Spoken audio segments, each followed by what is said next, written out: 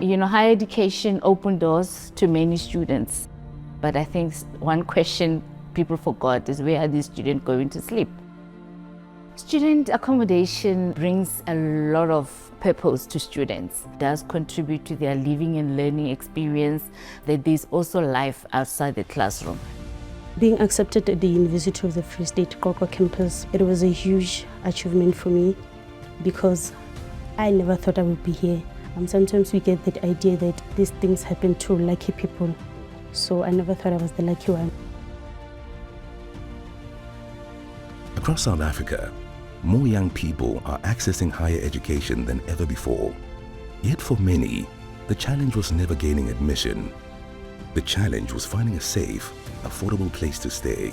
The comforting space of seeing rooms with beds, seeing the real study room existing in the corridors. The social space of students where they're gonna meet, you're gonna socialize, because these buildings are not just block of buildings or walls, but people stay there, a community stays there, students are able to develop, and there's also really a sense of care that is alive in these buildings. It gives convenience for students to be housed within the campus. It saves them time, and it also provides a home away from home. Happy campus life equals a happy student. So this project gave a sense of hope that somebody will definitely achieve their dreams in these spaces. For students, especially those that come from far-flung areas of our locality, those students have to make difficult choices every day about transport or food. If they reside on campus, it goes a long way in eliminating some of those worries. So I think if there's residences, there's structured ways of getting into residences, there's programs within the residence that help students with their studies, also with different problems that they encounter being a first-time student in your first year. So apart from the academic goal, there's also the student as a person, which I think are developed within the residential process. Without accommodation, opportunity becomes harder to reach. Addressing these challenges requires infrastructure that expands access to opportunity. In partnership with the University of the Free State, DBSA supported the expansion of student accommodation infrastructure at both the Kwatwa and Bloemfontein campuses, designed to meet immediate needs while creating long-term value. But this was never about building beds alone. It was about creating spaces where students could live safely, study effectively, and participate fully in university life.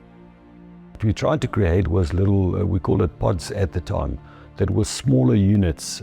So we've got 9 different units, 3 on each story, that is actually an individual little hostel and so on. It's in a sense trying to create a small family of well-known people, all in the larger context of the whole hostel. The hot water is always circulating, so if you open the tap, the hot water is there immediately. So you don't have to wait for hot water, so there's no hot water waste. A student is not just an academic being, it is a social being as well. We had to provide a design that supports both academic excellence and growth within an academic environment, while still being socially relevant. A happy student is an efficient student. Investment in student accommodation is not an investment in bricks and mortar, it's an investment in people, and that aligns to the future resilience of this institution. The evidence is clear in our cost to maintain these buildings. It's much lower compared to other infrastructure. Because of the design elements incorporated in the construction phase, the buildings are much easier to maintain for a long period. An investment of this nature is very pivotal because it creates a sense of belonging, and it also puts a great emphasis for safety for our students. But this was never about building beds alone. Every design decision was a deliberate act of care. When infrastructure is designed around people, something extraordinary happens. Students do not simply occupy a building. They grow, they gain access to opportunity, they form communities, they discover their potential. All my family and friends had left, I was all alone by myself. And I realized that, wow, I'm actually embarking on this next chapter of my life. And I just got overjoyed or overcome with this raw emotion of joy. For me personally, the best part of residence life has been the friends I've made. I'm not going to lie to you. You know, people who have carried me through dark times, people who have carried me through good times, people who have encouraged me when they felt like I could do more. Being an RC or Tambo boosted my confidence a lot. I can now stand in front of students and articulate myself in a manner that I want. And the students that time, they really listen. I feel like it has given me a platform to show that I can do this, like I am able. So universal access, we're part of it. Students with wheelchairs are able to be accommodated. They are able to cook. The stoves are lower, the zincs are lower for the wheelchair student. So I think there are a lot of student-centeredness in terms of thinking. It caters almost all the needs of a student to be successful at the university. Feedback has been amazing, where students transformed and saying it is through these residences that I was able to feel like I'm a human. For the first time, we had students in wheelchairs that are student leaders.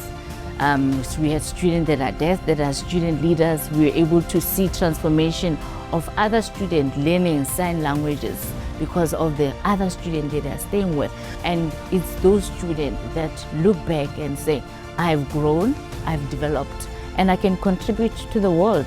I think if you come into a residence space, you're not supposed to leave the same person you were. I think I look at myself in 2023, it's 2026 now. I'm not the same person I was in 2023 that I am now in 2026. And the biggest contributing factor is that I lived and raised and I got to experience everything and all that I could within this one space. And hence I am here today. So the evolution and the growth of an individual is what I would say.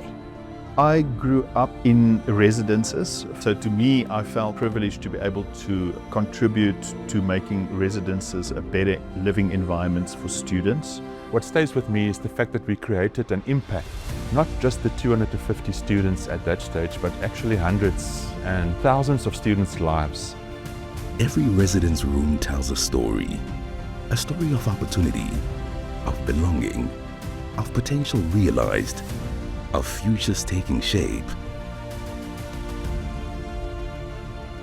Because development is not measured by the buildings we finance, it is measured by the lives transformed within them. If I can use one word to describe impact, it would be change. Impact means growth. In one word, means transformation. Adding value. Adding value. It's an equivalent of seeing something to light and something, manifest. This is how we go beyond finance. The DBSA, building Africa's prosperity.